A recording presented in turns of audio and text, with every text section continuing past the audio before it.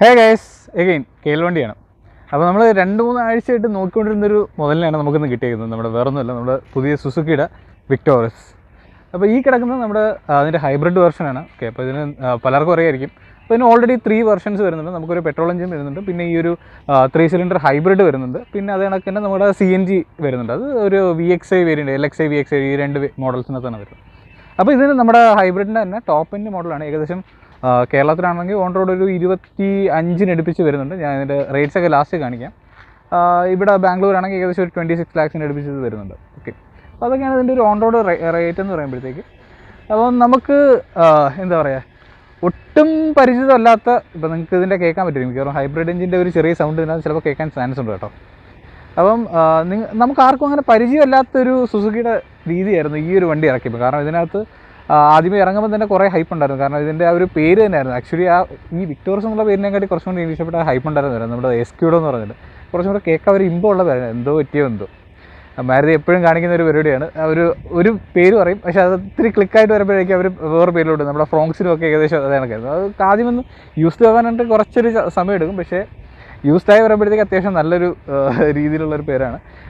Victory എന്ന് ഇറ്റാലിയനിൽ വേറെ ഏതൊരു ഫ്രഞ്ച് ഏതൊരു ഭാഷയിലുള്ളൊരു പേര് തന്നെയാണ് വേർഡ് തന്നെയാണ് ആക്ച്വലി വിക്ടോറസ് എന്നുള്ളതിൻ്റെ അർത്ഥം വരുന്നത്. അപ്പോൾ നമുക്കിതിൻ്റെ ഡിസൈനും കാര്യങ്ങളെല്ലാം കുറേ പറയാനുണ്ട്. കാരണം മാരുതിക്ക് ഇന്നേ വരെ കാണാത്തൊരു കാര്യമാണെന്ന് പറയാൻ വേണമെങ്കിൽ. ആക്ച്വലി പക്ഷേ ഞാൻ കുറച്ചും കൂടെ നോക്കിയിട്ട് നമ്മുടെ ഈ വിറ്റാര അവർ കാണിച്ചായിരുന്നല്ലോ. അപ്പോൾ അതിൻ്റെ ഡിസൈനുമായിട്ടൊക്കെ കുറേ സാദൃശ്യമുണ്ട്. അപ്പോൾ ഞാൻ കാണിച്ചു തരാം എന്താണ് ഇതിനകത്തുള്ളതെന്നുള്ളത്. നമ്മുടെ ഫ്രണ്ടിൽ നോക്കാൻ തുടങ്ങി കഴിഞ്ഞാൽ നമ്മുടെ ഫസ്റ്റ് ഹെഡ്ലൈറ്റിലോട്ട് വരുന്നുണ്ട്. ഇതാണ് നമ്മുടെ ഡേ ടൈം റണ്ണിങ് ലാമ്പ് വരുന്നത്. ഒരു LED പ്രൊജക്ടർ ഹെഡ്ലൈറ്റ് വരുന്നുണ്ട്. അപ്പോൾ ഇത് രണ്ടൊരു എല്ലാവരും പറയുന്നത് ഔഡിയുടെ സെറ്റപ്പ്, പക്ഷേ എനിക്ക് കുറച്ചും കൂടെ നമ്മുടെ ഡിസയറിൻ്റെ ആ ഒരു രീതിക്കാണ് എനിക്ക് തോന്നിയിട്ടുള്ളത്. പിന്നെ നമ്മുടെ ഈ ഫ്രണ്ടിലോട്ട് വരുമ്പോഴത്തേക്ക് ആ ഗ്രില്ലെന്ന് പറയുന്ന സാധനം, സാധാരണ നമ്മുടെ മാരുതി വണ്ടികൾ കാണുമ്പോൾ തന്നെ ആദ്യമേ അറിയുന്നത് നമ്മുടെ ആ ഗ്രില്ല് വെച്ചിട്ടായിരുന്നു. ആ സാധനം അവിടെ നിന്ന് പോയിട്ടുണ്ട്, ഒരു ചെറിയൊരു മൈന്യൂട്ട് രീതിയിലോട്ട് മാറിയിട്ടുണ്ട്. അത് നമ്മുടെ ഈ വിറ്റാരയിൽ കണ്ട ആ ഒരു രീതിയായിട്ടാണ് എനിക്ക് ഫീൽ ചെയ്തത് പേഴ്സണലി. നിങ്ങളുടെ അഭിപ്രായങ്ങൾ എന്താണെന്ന് വെച്ചാൽ കമൻറ്റ് ചെയ്തോ. ഓക്കെ, പിന്നെ ഇവിടെ ഒരു എയർ ലാമ്പ് വരുന്നത് നമ്മുടെ എയർ ഇൻടേക്കിനായിട്ട്. പിന്നെ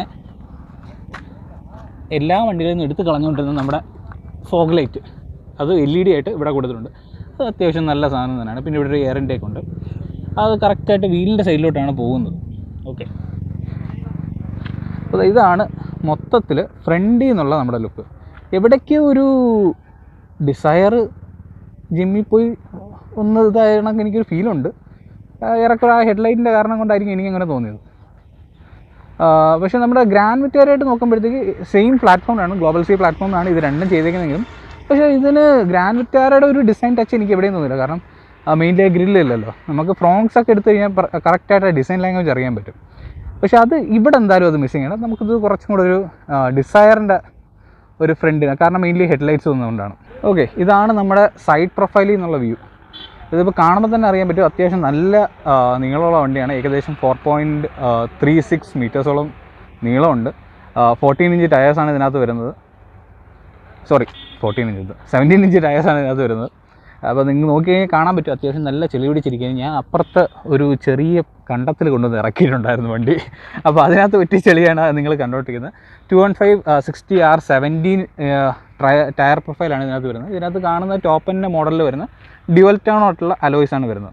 ഓക്കെ, അപ്പോൾ നിങ്ങൾക്ക് ഇവിടെ വയർ ബീമിലോട്ടൊക്കെ വേണമെന്നുണ്ടെങ്കിൽ സൈഡിൽ ആ ഇൻഡിക്കേറ്റർ കാണാൻ പറ്റും. അത് കണക്ക് തന്നെ നമ്മുടെ 360 ഡിഗ്രി ക്യാമറയും കാണാൻ പറ്റുന്നുണ്ട്. ഓക്കെ, ഇത് നമ്മുടെ കോപ്പാസിൻ്റെ സൈഡാണ്. അപ്പോൾ ഇവിടെ ആണെങ്കിൽ നിങ്ങൾ നോക്കി റിക്വസ്റ്റ് സെൻസറും കാര്യങ്ങളെല്ലാം കാണാൻ പറ്റുന്നുണ്ട്. ഓക്കെ, ഈ പശു എന്നെ കൊല്ലു. ഓക്കെ, ശരി, പോട്ടെ. അത്യാവശ്യം നല്ല വൈഡായിട്ട് തുറക്കുന്ന ഡോറും കാര്യങ്ങളൊക്കെ വരുന്നുണ്ട്. ഓക്കെ, നമുക്ക് ഇൻറ്റീരിയറിലോട്ട് വരാം. അതിന് മുമ്പേ നമുക്ക് ഈ സൈഡ് മൊത്തം തീർത്തിട്ട് പോകാം. ഓക്കെ, അങ്ങനെ വരുമ്പോഴത്തേക്കും നമുക്കിതാ ഇവിടെ ബാക്കിൽ പ്രൊഫൈൽ കാണാൻ പറ്റും. നമ്മൾ ഇതേവരെ ഒരു മാരുതിക്കകത്തും കാണാത്ത രീതിയിലുള്ള പ്രൊഫൈലാണ്, എസ്പെഷ്യലി നമ്മുടെ ആ കണക്റ്റഡ് ടെയിൽ ലൈറ്റൊക്കെ വരുമ്പോഴത്തേക്ക്. കാരണം ഇന്നേ വരെ ഒരു മാരുതിക്കകത്തും അങ്ങനെ സാധനം കണ്ടില്ല. ഞാൻ ഏറെക്കുറെ നമ്മുടെ ഗ്രാൻഡ് വിറ്റാരയുടെ ആ ഒരു ടെയിൽ ലൈറ്റ് സെറ്റപ്പിൻ്റെ ഒരു ഫാനായിരുന്നു. ആക്ച്വലി എനിക്ക് അത്യാവശ്യം നല്ല രസമാണ് അത് രാത്രിയിലൊക്കെ കാണാൻ. പക്ഷേ അതിനെക്കാട്ടി കുറച്ചും കൂടി എനിക്കിപ്പം ഇതാണ് ഇഷ്ടം. കാരണം അതിൻ്റെ വേറൊരു വണ്ടിയിലും നമ്മൾ കണ്ടിട്ടില്ല. കാരണം ഇത് കണക്ക് കണക്റ്റഡ് ആണെന്ന് വെച്ചാൽ കണക്റ്റഡ് ആണ്, എങ്കിൽ ഇടയ്ക്ക് വെച്ച് കുറേ ഗ്യാപ്പും എല്ലാം കൊടുത്തിട്ടാണ് ആക്ച്വലി ഈ ഒരു സാധനം ചെയ്തേക്കുന്നത്. അങ്ങനെ നോക്കുകയാണെങ്കിൽ പിന്നെ അതിൻ്റെ മുകളിലോട്ട് വരുമ്പോഴത്തേക്ക് അത്യാവശ്യം നല്ല ചെളിയുണ്ട് കേട്ടോ, ഒന്നും ചെയ്യാൻ പറ്റില്ല. നമുക്ക് വൈപ്പർ വരുന്നുണ്ട്, ഡിഫോഗർ വരുന്നുണ്ട്, വാഷർ എല്ലാം വരുന്നുണ്ട്. അങ്ങനെ ഫുള്ളായിട്ടുള്ളൊരു സെറ്റപ്പാണ് വരുന്നത്. പക്ഷേ ഇതിൻ്റെ LXയിലും VXയിലും ഈ വൈപ്പറും വാഷറും ഡിഫോഗറും കൊടുത്തിട്ടില്ല. എനിക്കൊന്ന് VXയിൽ LXയിലും ഡിഫോഗർ കൊടുത്തിട്ടുണ്ടെന്ന് തോന്നുന്നു. ഉറപ്പില്ല, അതൊന്ന് നോക്കണം കേട്ടോ. പക്ഷേ എന്തായാലും വൈപ്പറില്ല എന്നുള്ള കാര്യം ഉറപ്പാണ്. പിന്നെ ഇതിനകത്ത് എനിക്ക് ഒട്ടും ഇഷ്ടപ്പെടാത്തൊരു കാര്യം എന്ന് പറഞ്ഞാൽ നമ്മുടെ ഇൻഡിക്കേറ്റർ ഇത് ആക്ച്വലി ഈ ഒരു ചെറിയ പോർഷനിലേ ഉള്ളൂ എന്നുള്ളതാണ്. ആക്ച്വലി എനിക്കത് അത്രയ്ക്കങ്ങ് ഇഷ്ടപ്പെട്ടില്ല. കാരണം ചിലപ്പം ആൾക്കാർ മിസ് ഔട്ട് ചെയ്യാനുള്ള എല്ലാ ചാൻസുകളും, കാരണം ഇത്ര ഒരു ചെറിയ സാധനം മാത്രമേ ഉള്ളൂ. പക്ഷേ രാത്രി വേണമെന്ന് വലിയ കുഴപ്പമില്ല. ഞാൻ പറഞ്ഞ പകൽ സമയത്ത് ഇത് സ്പോട്ട് ചെയ്യാൻ കുറച്ചൊരു പാടുള്ളതാണെങ്കിൽ എനിക്ക് തോന്നിയിട്ടുണ്ട്. എനിക്ക് ആക്ച്വലി ഹാരിയറിൻ്റെ ലൈറ്റ് വന്നപ്പോഴും എനിക്ക് അങ്ങനെയാണ് ഒന്ന് ഫീൽ ആയത്. കാരണം അതിനും ഈ ഒരു ചെറിയ പോർഷനിൽ മാത്രമേ ആക്ച്വലി ഇൻഡിക്കേറ്ററായിട്ട് ആക്ട് ചെയ്യത്തുള്ളൂ. ഓക്കെ, പിന്നെ നമ്മുടെ മുകളിലോട്ട് നോക്കുകയാണെങ്കിൽ അവിടെ നമ്മുടെ ഷാർക്ക് ഫിൻ ആൻറ്റിന വരുന്നുണ്ട്. താഴെ നമ്മുടെ റിവേഴ്സ് ക്യാമറ ഉണ്ട്. ഓക്കെ, നമ്മുടെ റിവേഴ്സ് ലൈറ്റ് വരുന്നതാണ് ഇവിടെ കേട്ടോ. 2 സൈഡിലായിട്ട് കൊടുത്തിട്ടുണ്ട്. ഇവിടെ 2 അടുത്താണ് റിവേഴ്സ് ലൈറ്റ് വരുന്നത്. പിന്നെ ഇത് ഞാൻ പറഞ്ഞല്ലോ ഹൈബ്രിഡ് മോഡലാണ്. അതിൻ്റെ ഹൈബ്രിഡിൻ്റെ ഒരു ബാഡ്ജിങ് ആണെന്നുണ്ട്. ഓക്കെ, അപ്പോൾ ഇതാണ് മൊത്തത്തിൽ വണ്ടിയുടെ എക്സ്റ്റീരിയർ എന്നുള്ളൊരു വ്യൂ. ഓക്കെ, നമുക്കിനി പയ്യെ ഇൻറ്റീരിയറിലോട്ട് കയറിയിട്ട് ഞാൻ ബാക്കി കാഴ്ചകളൊക്കെ കാണിച്ചു തരാം. ഓക്കെ, ഡോറ് തുറക്കുമ്പം തന്നെ നമുക്കിതാ ഇവിടെ നമ്മുടെ ഡോറിലെ കൺട്രോൾസ് എല്ലാം കാണാൻ പറ്റുന്നുണ്ട്.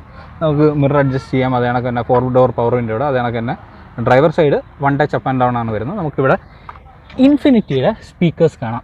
നമ്മളെ ഡോൾബി അറ്റ്മോസ് ഒക്കെ വരുന്നൊരു സിസ്റ്റമാണ്. ഇതിൻ്റെ ട്വീറ്റർ മുകളിലായിട്ട് ഇവിടെ ഉണ്ട്. ഓക്കെ, ഒരു 8 സ്പീക്കർ സിസ്റ്റമാണ് ഇവിടെ വരുന്നത്. അത് കണക്കിന് നമുക്ക് ഇവിടെ 8 വേ പവർ അഡ്ജസ്റ്റ് ചെയ്യാൻ പറ്റുന്ന ഒരു ഡ്രൈവർ സീറ്റ് വരുന്നുണ്ട്. ബാക്കിയെല്ലാം നോർമൽ തന്നെയാണ്. ഡ്രൈവർ സീറ്റ് മാത്രം 8 വേ പവർ അഡ്ജസ്റ്റ് ചെയ്യാൻ നമ്മുടെ ഗ്രാൻഡ് വിക്ടോറിയയുടെ ലേറ്റസ്റ്റ് അപ്ഡേറ്റിനകത്തും ഈ ഒരു ഓപ്ഷൻ വന്നിട്ടുണ്ടായിരുന്നു. അത് കഴിഞ്ഞ് നമ്മുടെ ഈ ഒരു കൺസോൾ ഞാൻ കാണിച്ചു തരാം. ഓക്കെ, ഇവിടെ വരുമ്പോഴത്തേക്കും നമ്മുടെ വണ്ടി സ്റ്റാർട്ട് സ്റ്റോപ്പ് ചെയ്യാനുള്ള സ്വിച്ച് വരുന്നുണ്ട്. HUDയുടെ കൺട്രോൾസാണ് ഇവിടെ ഈ വരുന്ന 4 എണ്ണം. ഓക്കെ, അത് കഴിഞ്ഞ് താഴോട്ട് നോക്കുകയാണെങ്കിൽ ലൈറ്റ് ലെവൽ അഡ്ജസ്റ്റ് ചെയ്യാനുള്ളത്, 360 degree camera, traction control, front parking sensors. Okay, പിന്നെ ഇത് നമ്മുടെ ടെയിൽ ഗേറ്റിൻ്റെ 2 സ്വിച്ചേഴ്സാണ്. ഞാൻ പറഞ്ഞുതരാം എന്തിനാണുള്ളത്. ഓക്കെ, നമ്മുടെ AC വെൻ്റ് കാണാം. ഓക്കെ, അപ്പോൾ ഇനി ഇവിടാണ് അത്യാവശ്യം കുറച്ച് നല്ല മാറ്റങ്ങൾ വന്നിട്ടുള്ളത്. കാണിച്ചു തരാവേ. ഓക്കെ, അപ്പോൾ ഇതാണ് നമ്മുടെ പുതിയ ഇൻസ്ട്രുമെൻറ്റ് ക്ലസ്റ്റർ. ഓക്കെ, അപ്പം ഫുള്ളി ഡിജിറ്റലായിട്ടുള്ള 10.5 ഇഞ്ചാണെന്നാണ് എൻ്റെ വിശ്വാസം. ഓക്കെ, ഓൾമോസ്റ്റ് അത്രയും തന്നെയാണ്. ഓക്കെ, അപ്പം ഇത്രയും നാൾ എല്ലാവരുടെയും പരാതിയായിരുന്നു. ഒരു മിനിറ്റ്, ഞാൻ ഡോറൊന്ന് അടച്ചോട്ടെ. ഓക്കെ, അപ്പോൾ എല്ലാവരുടെയും പരാതിയായിരുന്നു ആക്ച്വലി ഇവർ ഡിജിറ്റൽ കൊടുക്കുന്നില്ല എന്നുള്ളത്. അങ്ങനെ വന്നപ്പോഴാണ് ഗ്രാൻഡ് വിറ്റാരയ്ക്കകത്ത് ഹൈബ്രിഡിനകത്ത് ആ ഒരു 7 ഇഞ്ചിൻ്റെ സാധനം കൊണ്ടുവന്നു. അത് കഴിഞ്ഞപ്പം ഇതിപ്പോൾ പക്ക അടിപൊളിയായിട്ട് സാധനം മാറ്റിയിട്ടുണ്ട് അവർ. ഓക്കെ, പിന്നെ അത് കഴിഞ്ഞ് നോക്കുമ്പോൾ തൊട്ടിപ്പുറത്തോട്ട് നോക്കുമ്പോൾ അടുത്ത സാധനം വരുന്നുണ്ട്. നമ്മുടെ പുതിയ 10.5 ഇഞ്ചിൻ്റെ ഇൻഫർടൈൻമെൻറ്റ് സിസ്റ്റമാണ്. ഓക്കെ, നമുക്ക് ഇതിന് മുമ്പേ വരെ വന്നുകൊണ്ടിരുന്നത് 9 ഇഞ്ചിൻ്റെ ഒരു സ്ക്രീനായിരുന്നു എന്നുണ്ട്. അതിൻ്റെ കുറച്ചും കൂടെ ബെസലൊക്കെ കട്ട് ചെയ്ത് പുതിയൊരു OS ആണ് ഇതിനകത്ത് ആക്ച്വലി വരുന്നത്. ഓക്കെ, സോ അവരുടെ സ്ഥിരം ഉണ്ടായിരുന്ന ഒരു സോഫ്റ്റ്വെയർ മൊത്തം മാറ്റിയിട്ട് കുറച്ചും കൂടെ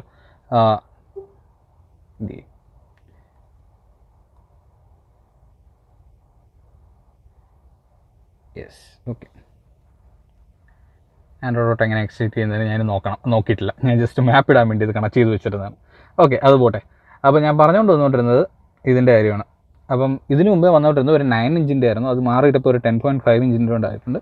അത് നമ്മളിവിടെ നോക്കുമ്പോഴത്തേക്ക് നമുക്കിവിടെ നമ്മുടെ ഈ വിറ്റാരയിൽ കണ്ട ആ ഒരു സെയിം AC കൺട്രോൾസ് വിത്ത് ഒരു ചെറിയ നോബ്. ഓക്കെ, ഇത് പക്ക സെയിം അതിനകത്ത് നിർത്തി വെച്ചാണ്. പിന്നെ അതിൻ്റെ തൊട്ട് താഴോട്ട് നോക്കുമ്പോഴേ നമുക്കൊരു വയർലെസ് ചാർജറുണ്ട്. പിന്നെ ഇവിടെ ഒരു സ്റ്റോറേജ് ഏരിയ വരുന്നുണ്ട്.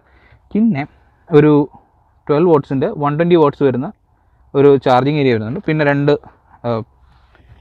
ചാർജിങ് സോക്കറ്റ് വരുന്നു. അത് 60 വാട്ട്സിൻ്റെയും ഒരു 45 വാട്ട്സിൻ്റെയാണ് വരുന്നത്. ഓക്കെ, കാണിക്കാൻ വഴിയുണ്ടോ?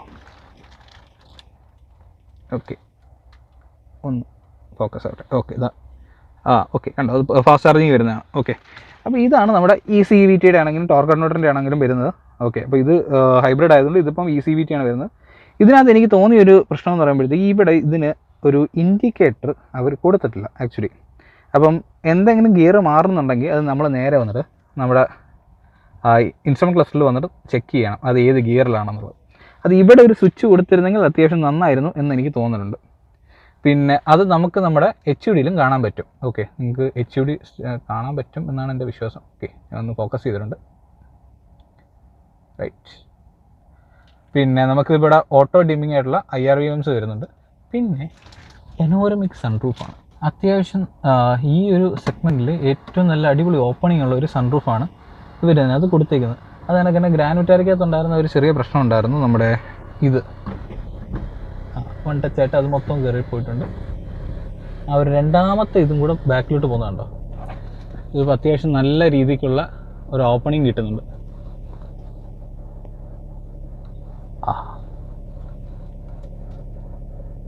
നിങ്ങളിപ്പോൾ കണ്ടത് ആക്ച്വലി ഇതുവഴി ആരെങ്കിലും തലയിട്ട് പുറത്തോട്ട് നിന്ന് കഴിഞ്ഞാൽ ഇതായിരിക്കും കാഴ്ച. പക്ഷെ ആരും ചെയ്യരുത്. ഓക്കെ, കണ്ടമാന വീതിയുണ്ട്.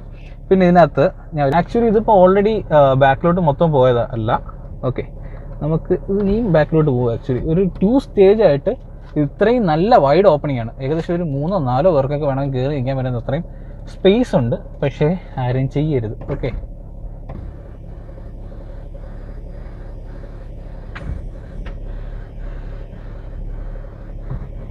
ഓക്കെ.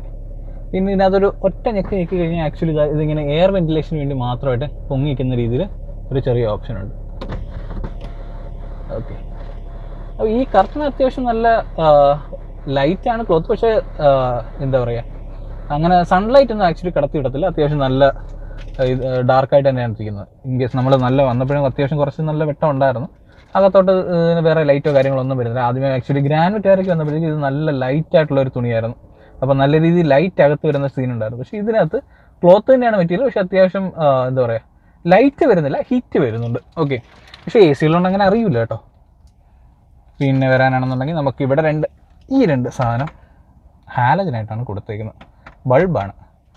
അത് എന്തുകൊണ്ട് LED കൊടുത്തില്ല എന്ന് ഞാൻ ആലോചിക്കുന്നുണ്ടായിരുന്നു. പക്ഷേ പിന്നെ മനസ്സിലായി അതിന് വേറെ കാരണങ്ങളുണ്ട്. ഓക്കെ, പിന്നെ ഇവിടെ ഒരു എമർജൻസിയുടെ സ്വിച്ച് കാണുന്നുണ്ട്. പിന്നെ ഇവിടെ ഒരു സൺഗ്ലാസ് ഹോൾഡർ കാണാം. ഓക്കെ, പിന്നെ ഇവിടെ നമ്മുടെ സൺഷെയ്ഡ്, അത് കഴിഞ്ഞിട്ട് അതിനകത്ത് മിററും ലൈറ്റും എല്ലാം വരുന്നുണ്ട്. ഓക്കെ, പാസഞ്ചർ സൈഡിലും അത് കണക്ക് തന്നെ ഉണ്ട്. നമുക്ക് മിറർ വരുന്നുണ്ട്. എവിടെ വിത്ത് ലൈറ്റാണ് അവിടെയും കൊടുത്തിട്ടുള്ളത്. പിന്നെ എയർ ബാഗ് സ്റ്റാൻഡേർഡായിട്ട് വരുന്നുണ്ട്. എല്ലാത്തിനകത്തും 6 എയർ ബാഗ് തന്നെയാണ് വരുന്നത്. ഓക്കെ, അതിൻ്റെ ബാഡ്ജിങ് ഇത് ഇവിടെ കാണാൻ പറ്റും. പിന്നെ ഇതിനകത്ത് വരുമ്പോഴത്തേക്കും നമുക്ക് ഇവിടെ ഒരു ഗോൾഡൻ കളർ എലമെൻറ്റ്സ് ഒക്കെ കാണാൻ പറ്റുന്നുണ്ട്. ആക്ച്വലി ഇത് നമ്മുടെ സ്മാർട്ട് ഹൈബ്രിഡിലോട്ട് വരുമ്പോഴത്തേക്ക് നമുക്ക് ഒരു സിൽവർ ഫിനിഷിലോട്ട് അത് മാറുന്നുണ്ട്. ഇതൊക്കെ അത്യാവശ്യം നല്ല ലെതർ ടച്ചാണ്. ഇവിടെ ഹാർഡ് പ്ലാസ്റ്റിക്സ് ആണ്. ഓക്കെ, ഇവിടെ ചെറിയ ആംബിയൻ ലൈറ്റ് ഉണ്ട്. നിങ്ങൾക്ക് കണ്ടറിയത്തില്ല, കാരണം അത്യാവശ്യം പുറത്ത് നല്ല വെട്ടമുണ്ട്. ഒരു ചെറിയ റെഡ് കളറാണ്. ക്യാമറയിൽ അത് കിട്ടുന്നുണ്ടോ എന്ന് ഇനി ഇറങ്ങില്ല കേട്ടോ.